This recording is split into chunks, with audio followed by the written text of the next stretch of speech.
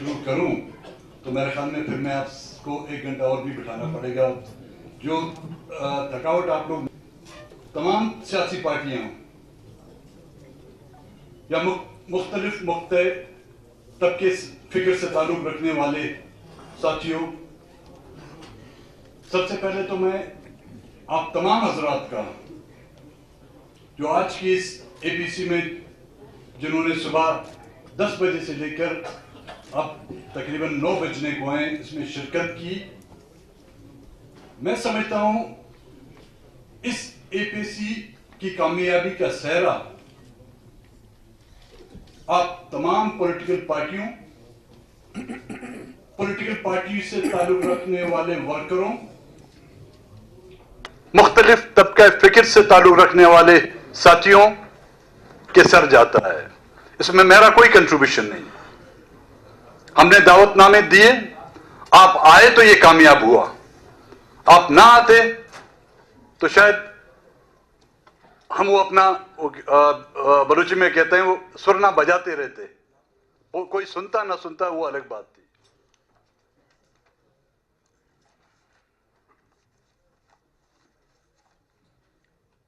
बड़ी खुशी की एक बात ये मुझे देखने में आई है कि वो पॉलिटिकल पार्टियां, वो सियासी पार्टियां जो फरीक भी रही हैं और रफीक भी रही हैं, आज के इजलास में हमारी दावत पर जो है एक टेबल पर एक दूसरे से जो है कंधे से कंधा मिलाकर बैठे हुए हैं।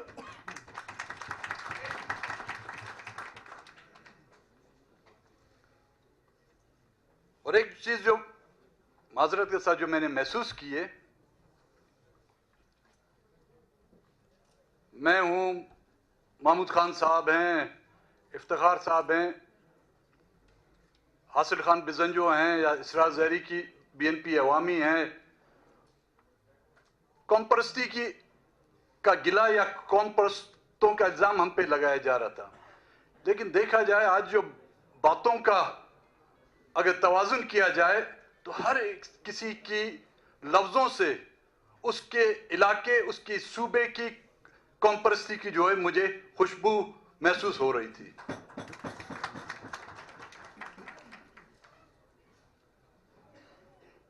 मेरी इसको खुशकिस्मती कहें कि बदकिस्मती कहें कि दूसरी बार मुझे मौका मिला है कि इस्लामाबाद में आकर अपना मुद्दा पेश करूं। इफ्तिखार चौधरी साहब बैठे हुए हैं। सितंबर 2012 में सुप्रीम कोर्ट के सामने के अंदर उनके सामने सर झुकाकर मैंने एक बलूचिस्तान का मुद्दा पेश किया था। बहुत मायूसी हुई हमें इससे, हम पर जग हसाई की गई, हमारे खून आलूद कपड़ों पर तंज और मजाक के अल्फाज कसे दिए गए। 2012 और 2016 आके पहुंच गया है। इन अरसों में आज के इस मुअज़्ज़िज़ अकाबरीन मुझे सिर्फ एक उस मिसिंग पर्सन का नाम लेकर हाथ उठा के कहें कि वो बाजियाब हुआ है, मैं इससे आगे और कोई बात नहीं करूंगा। वो बलूचिस्तान जिसमें हमने कभी भी मरकज से शहद की नहरें या दूध की नहरों का मुतालबा नहीं किया, और ना ही हम समझते हैं कि हमें इस लायक समझा गया है कि हम उस दूध और शहद का जो है मजा हासिल करें। लेकिन कम से कम दूध की नहरें तो नहीं दे सकते थे, खून के कारेज हमें ना देते।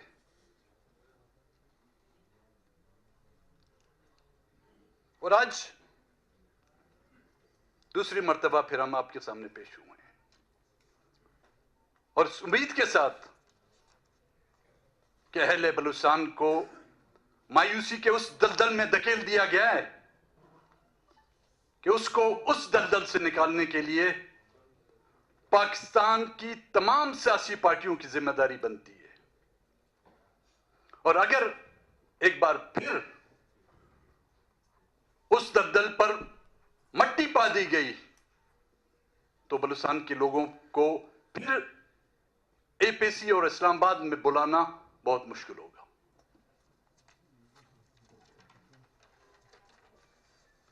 अब इस एपीसी की बुलाने की वजूहत क्या है? मेरे ख्याल में इस पर जितनी बहस आप सियासी क़यादत ने की, मेरे पास कुछ नहीं रहा। बलूचिस्तान का जो मुद्दा है, जिस अंदाज में आपने उसको डिफेंड किया या आपने उसके हक में दलाइल दिए, मेरे पास अब उसके लिए कहने के लिए कुछ नहीं है। एक ट्रस्ट डेफिसिट जो 2012 में सुप्रीम कोर्ट में मैंने 6 नुकात पेश किए थे, वो आज ही के दिन के लिए थे। अगर उन 6 नुकातों पर अमल दरामद हो जाता, यहां पर हमारे कानूनदान भी बैठे हुए हैं, हमारे साबिका चीफ जस्टिस भी बैठे हुए हैं, मुझे कोई ये बावर कराए या ये समझाए उन 6 नुकातों में से कोई एक भी पाकिस्तान के कानून, पाकिस्तान के आईन या बैनुल अक़वामी कवानीन के खिलाफ था, मैं आज उन 6 नुकात से विड्रॉ हो सकता हूं। नहीं थे ना, तो क्यों नहीं मिले? इसका मतलब इस मुल्क के आईन और कानून में भी मेरे लिए कोई गुंजाइश नहीं। इस मुल्क की तरक्की के लिए जो है मेरे लिए कोई गुंजाइश नहीं। इस मुल्क की इक्तिसादियत में मेरे लिए कोई गुंजाइश नहीं। इस मुल्क की खारजा पॉलिसी तो अपनी जगह, यहां की जो इंटरनल पॉलिसी है उसमें तो हमें रखा ही नहीं गया है। हम तो आए थे यहां पर अपना मुद्दा पेश करने के लिए, अपना गिला करने के लिए, हजारों किलोमीटर दूर से। यहां पे खैबर पख्तूनख्वा वाले लोग साथियों का गिला जो देखा, जो पिशावर खैबर पख्तूनख्वा का दारुल खिलाफा है, 1.5 घंटे की ड्राइव है, जो उनकी आवाज इस्लामाबाद के ऐवानों या ऐवान के इक़्तिदार के मालिकों के कानों तक नहीं आ सकती, मुझ जैसे बदबख्त की या मुझ जैसे बलोच चरावे की, वहां पर बसने वाले पश्तून की आवाज अब यहां पर किस ऐवान में सुनाई दी जाएगी? तो हम कहीं फिर वो बांसुरी तो नहीं बजाएंगे, उसको तो मैं बैंस नहीं कहूंगा, उसके सामने फिर तो कहीं हम बांसुरी तो नहीं बजा रहे। और कब तक बजाते रहेंगे?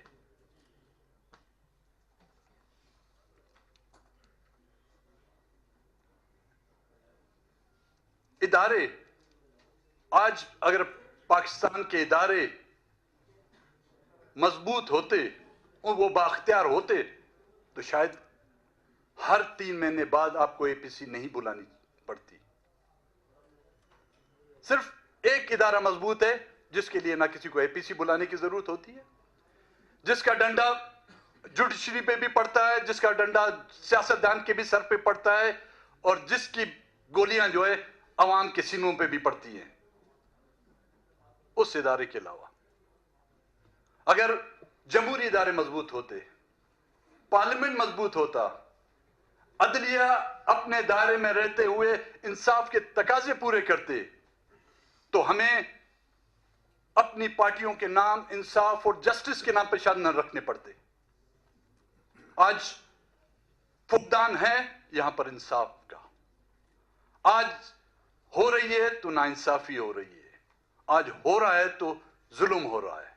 और मैं ये नहीं कहता कि किसी के साथ जुल्म नहीं हुआ है, लेकिन बदबख्त बलूचिस्तान को आबादी के मुताबिक नहीं, उसको रकबे के लिहाज से जो है जुल्म और मजलूमियत जो दी जा रही है।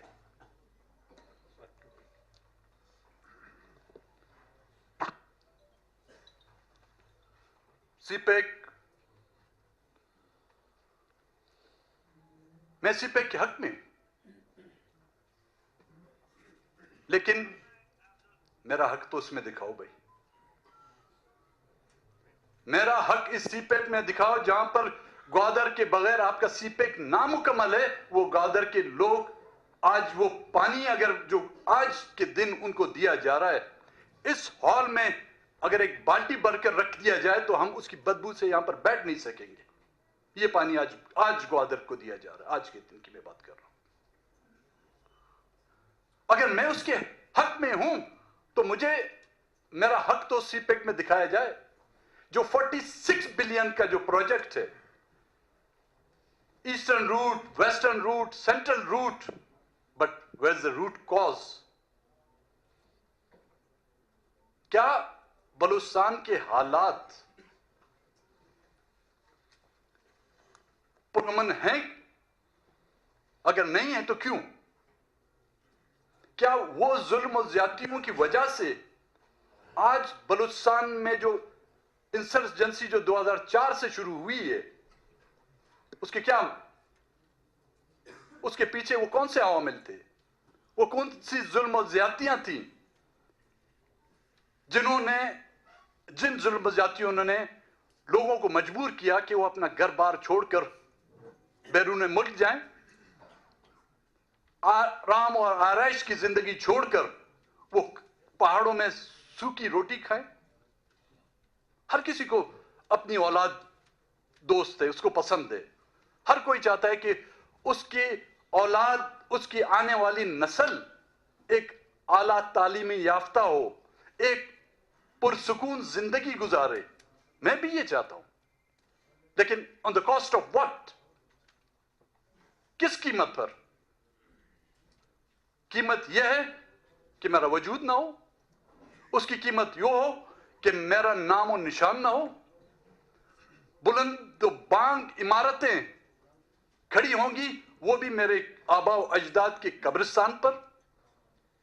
अगर ये असूल मेरे लिए है तो ये असूल आप सबके लिए होना चाहिए।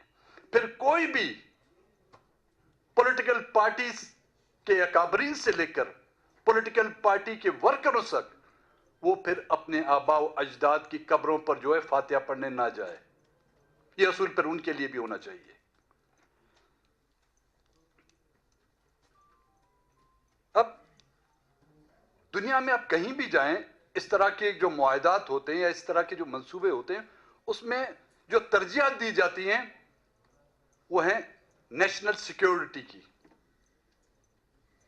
और उस इलाके में बसने वाले उन लोगों के इंटरेस्ट की।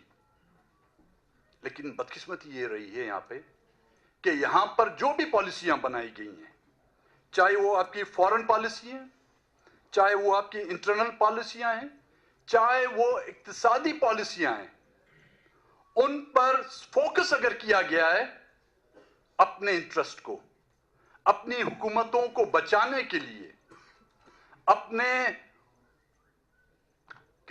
इक्तिदार के दौर को मजबूत करने के लिए, अपने फाइनेंशियल इंटरेस्ट को सामने रखते हुए, अब हैरानगी मुझे हो रही है बड़ी माजरत के साथ,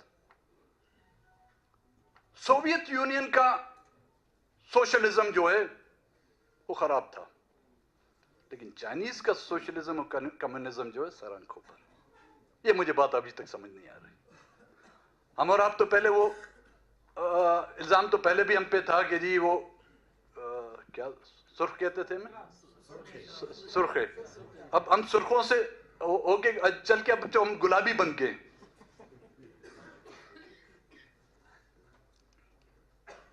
तरजीहात में कभी भी यहां की जो मुंतखब है या हकीकी जो नुमाइंदे हैं उनको बाईपास किया गया। एक्सटर्नल और इंटरनल पॉलिसियां, पहले तो एक्सटर्नल और इंटरनल पॉलिसियां जो है हम समझते थे वो बाहर बनाई जा रही हैं। अब तो आपकी इक्तिसादी पॉलिसियां भी, आपकी मुआशी पॉलिसियां भी आपके मुल्क के बजाय,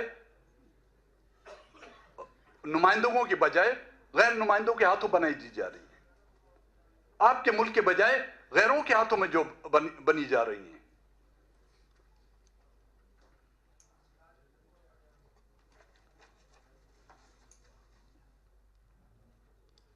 आज मेरे ख्याल में पाकिस्तान को कोई ऐसा ही शहर होगा, गांव होगा या फर्द होगा जो ग्वादर के बारे में ना जानता हो। शायद मैं और ईसा नूरी ग्वादर के बारे में इतना ना जानते होंगे, जितना यहां के लोग जानते हैं।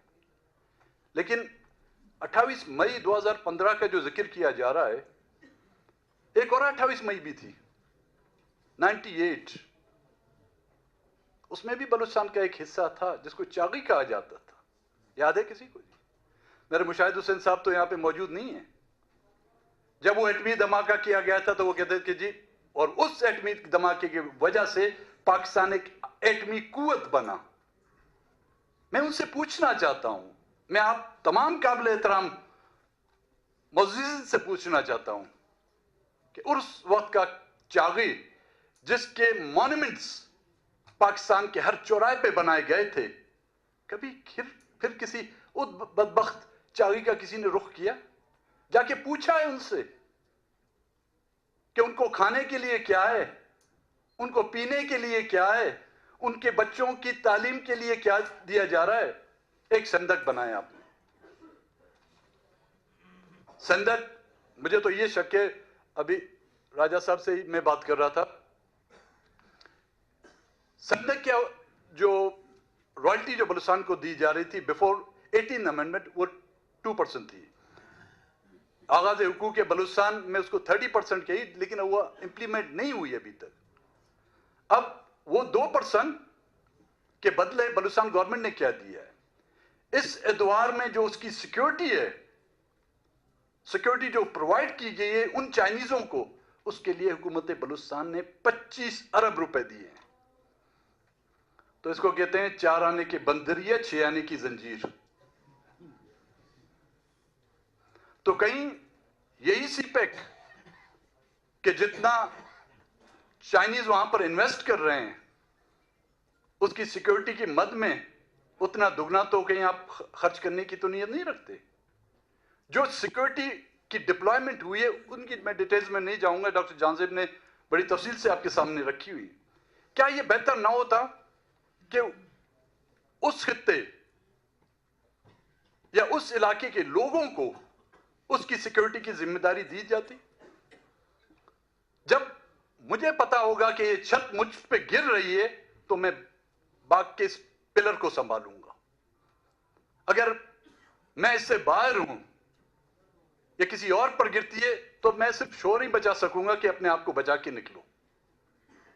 तो जब तक कि वहां के लोगों को ऑन बोर्ड नहीं लिया जाता उस तरक्की में, तो मेरे ख्याल में बलूचिस्तान में तरक्की सिर्फ नाम की होगी, पैसों की हेर फेर की होगी और लोगों में बदगुमानी पैदा करने के लिए होगी।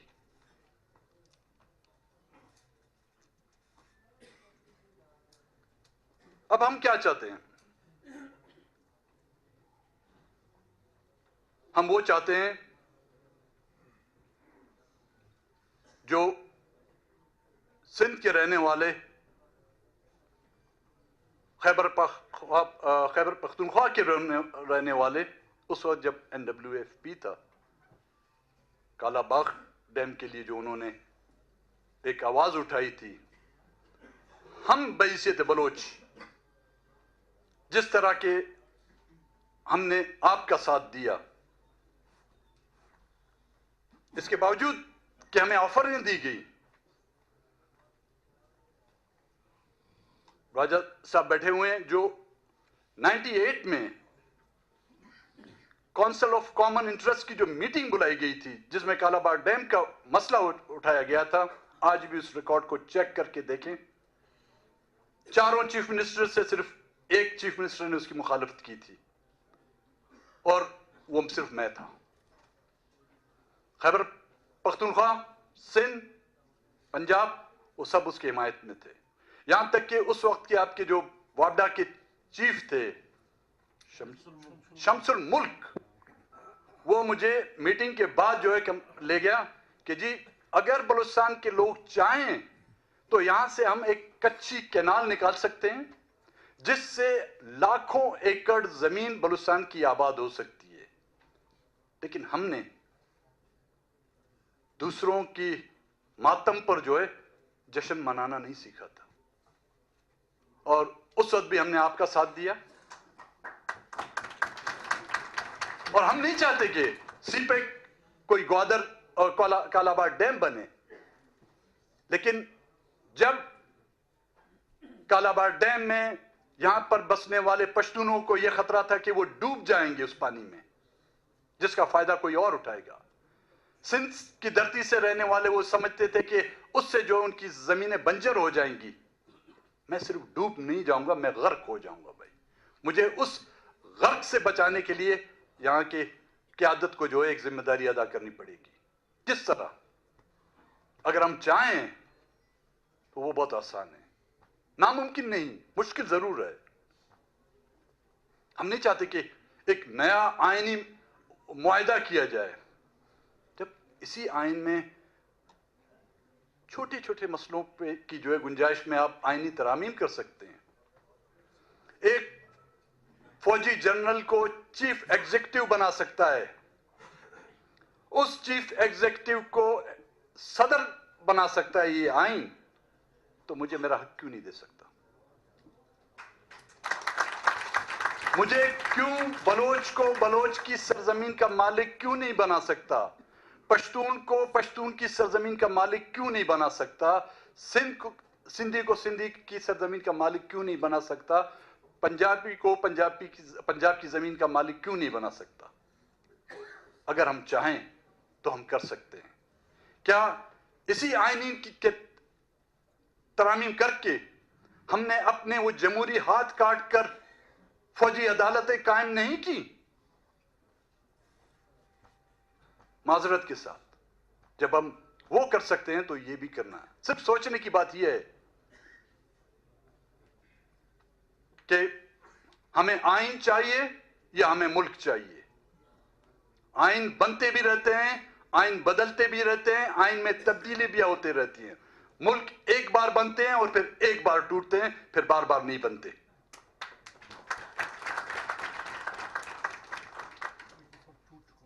जी,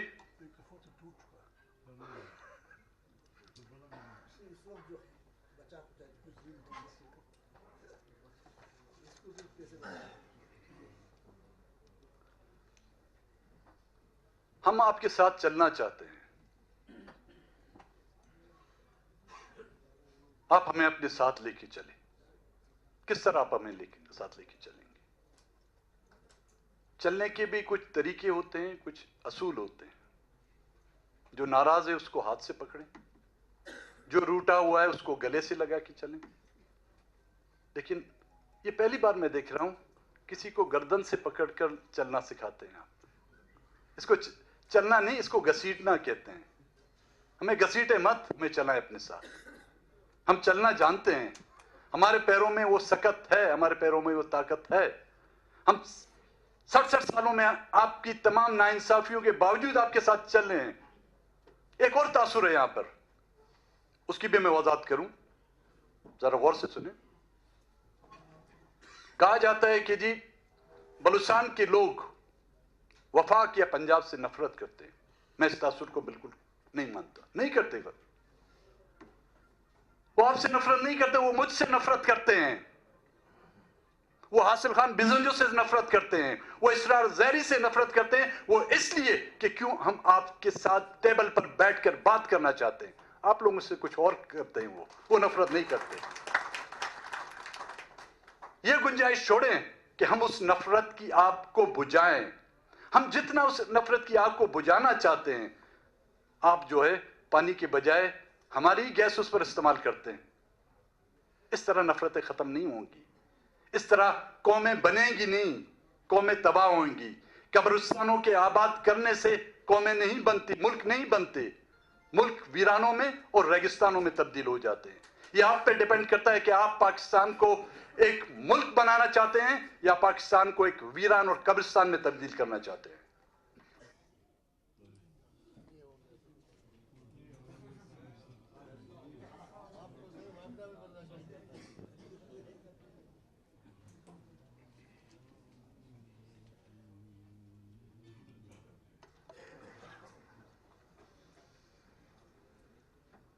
एक छोटी सी मिसाल है, उसके बाद फिर मैं मुख्तसरन कुछ नुकात मैंने एहसान इकबाल के जो मिलाया था, शायद वो मौजूद नहीं है, फिर वो बयान करूंगा। नाउ इट्स ऑल डिपेंड हमारी पॉलिटिकल क़यादत पर। एक बूढ़ा शख्स था,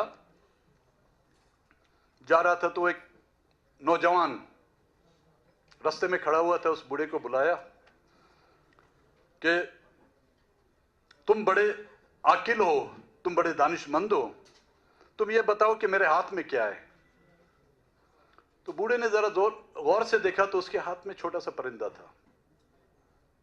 तो बूढ़े ने कहा, जी जानता हूं, वो जाहिर है कि एक परिंदा है। कहते वो तो मैं भी जानता हूं, ये बताओ कि ये परिंदा जिंदा है या मुर्दा है। बूढ़े ने ये सोचा कि अगर मैं कहूं कि ये परिंदा मुर्दा है तो ये हथेली खोल के उसको उड़ा देगा, मुझे गलत साबित करने के लिए। अगर मैं कहूं कि ये जिंदा है तो वहीं पे उसको मसल देगा। तो उसने कहा, नौजवान, इस परिंदे की जिंदगी अब तुम्हारे हाथ में है, चाहो तो इसको आजाद करो, चाहो तो इसको दबोच कर मार डालो। अब हमारा साथ चलना आप अकाबरीन के हाथ में है। हमें साथ लेकर चलना चाहते हैं या हमें धकेलना चाहते हैं, ये फैसला आपको करना है।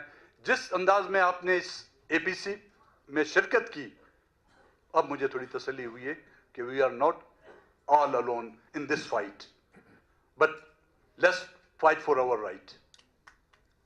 वो बंदूक वाली नहीं भाई, वो समझेंगे कल दे देंगे कि अखबार में कि जी उसने जंग का ऐलान कर दिया। ऐसा इकबाल साहब नहीं है। सिर्फ मैं दो चीजों की वजाहत करना चाहता हूं कि जो जून 2015 में जो एमओयू साइन हुआ था, उसका आर्टिकल 4 सब क्लॉज 6 जो कहता है, हमारी अंग्रेजी भी इतनी अच्छी नहीं है और इतने टेक्निकल लोग भी नहीं है, मैं वो सिर्फ पढ़ के सुनाता हूँ। वो कहते हैं ना कि अभी तक ये डिक्लेयर नहीं हुआ है कि इसके इकोनॉमिकल जोन या इंडस्ट्रियल जोन कहाँ पे बनेंगे। Explore and implement industrial park construction along the corridor. The Pakistani side will, as soon as possible, provide the Chinese side with the proposed economic zone, match favorable policies including land taxation and security measures. अब ये बाकी तो मैं समझ गया, ये as soon as possible का फिक्रा मैं अभी तक नहीं समझाऊं। क्या ये एज सून एज पॉसिबल 2.5 साल लग चुके हैं और 2.5 साल और इसको लगेंगे?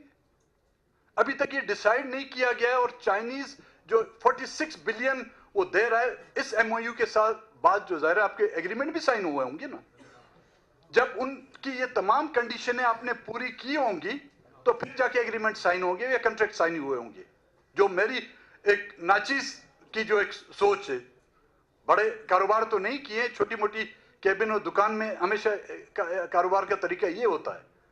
तो अगर एमओयू के बाद एग्रीमेंट हुए हैं और उसके बाद ही तो उन्होंने जो फंड रिलीज किए होंगे, तो ये एज सून एज पॉसिबल कब आएगा, इसकी वजाहत मैं चाहूंगा। ये मेरी नहीं है, उनकी वेबसाइट पे ये एमओयू की कॉपी मैंने निकाली है। दूसरा उन्होंने कहा था कि जी एलएनजी गैस का अभी तक कोई डिसाइड नहीं हुआ है। आज से तकरीबन 4 महीने पहले मैं कराची में था, किसी दोस्त ने कहा कि कोई चाइनीज डेलीगेशन आपसे मिलना चाहता है। और अनवा कौन है? कहते जी वो चाइनीज सिक्योरिटी जो है उसका प्रेसिडेंट है मिस्टर योंग। आए मेरे पास, जी फरमाइए मैं आपकी क्या खिदमत कर सकता हूं। तो उन्होंने एक बड़ा नक्शा मुझे खोल के दिखाया।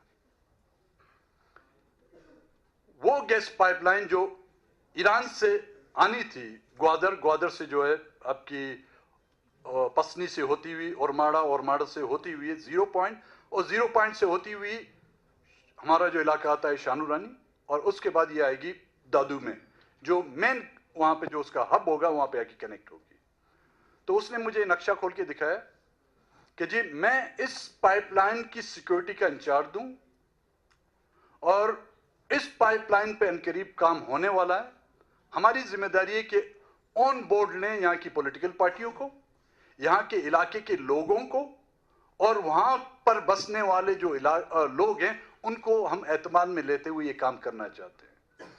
ये चाइनीज आए थे, उन्होंने बिल्कुल ये नक्शा सिर्फ 35 किलोमीटर का जो एरिया है जो ईरान से कनेक्ट होना है, वो कहता है अभी हम कनेक्ट नहीं करेंगे। इस वक्त कतर से या अरब ममालिक से जो LNG गैस बाय शिप आएगी, वो हम ग्वादर में उसके वो बनाएंगे, डिपॉजिट, वहां पे इसको डिपॉजिट करेंगे और यहां से पंप करते हुए ये जाएगी दादू। तो मुझ बेवकूफ ने उससे पूछा, भाई ये मेरे इलाके से जाएगी, ये ग्वादर से जाएगी, बेले से जाएगी, हमें क्या मिलेगा इससे? कहते आपको कुछ नहीं। ठीक है, तो मतलब उस पाइप पर हम हाथ रखकर अपनी आंखों पर लगाएंगे, सिर्फ तबर्रुक उसको कहते हैं। लेकिन एहसान इकबाल साहब कहते हैं कि ऐसा कोई प्लान नहीं, ऐसा कोई वो नहीं। वो होते तो मैं से पूछता कि इसका मतलब क्या है। अच्छा, दूसरा जो पावर प्रोजेक्ट्स उन्होंने कहा कि बलूचिस्तान में 3 पावर प्रोजेक्ट, हपको, गडानी और ग्वादर। ग्वादर का तो जिक्र हमने किया था कि 2 प्रोजेक्ट्स जो उसमें 920 मिलियन में शामिल हैं, 150 मेगावाट्स के 2। हपको तो आपका आज का तो नहीं है, हपको तो काफी बना हुआ है। आया उसकी एक्सटेंशन कर रहे हैं, ये मुझे समझा नहीं सका। अगर उसकी एक्सटेंशन कर रहे हैं तो हाउ कम चाइनीज कंपनी और ब्रिटिश कंपनी का ज्वाइंट वेंचर यहां पे किस तरह हो रहा है?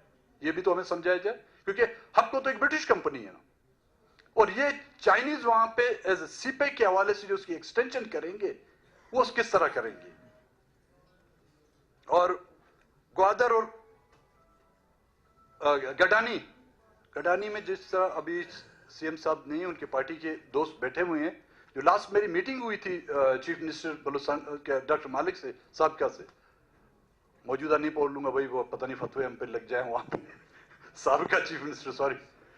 तो उनसे मेरी बात हुई थी, उन्होंने कहा कि हुआ था ऐलान, लेकिन अब वो प्रोजेक्ट जो वाइंड अप हो गए हैं। वो एक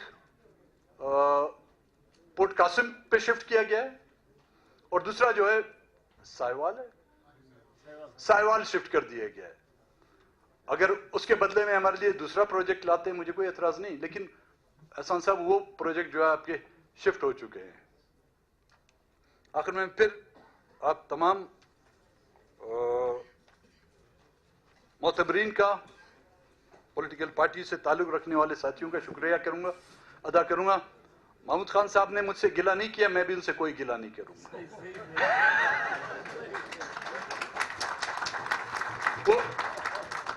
वो ये फोरम भी नहीं है, वो हम गिला मैं सरियाद पे खड़ा होकर करूंगा, आप मीजान चौक पे करेंगे तो वो फोरम बेहतर रहेगा। आखिर में मैं फिर आपका शुक्रिया अदा करूंगा एक बार फिर कि आपकी तवज्जुह से, आपकी मौजूदगी में और आपकी पार्टिसिपेशन से जो है ना ये एपीसी कामयाब हुई, और अब इस एपीसी के जो करारदादें हैं बनती है, बड़ी नवाजिश, बड़ी मेहरबानी आएगी। इनका तहे दिल से मशहूर हूँ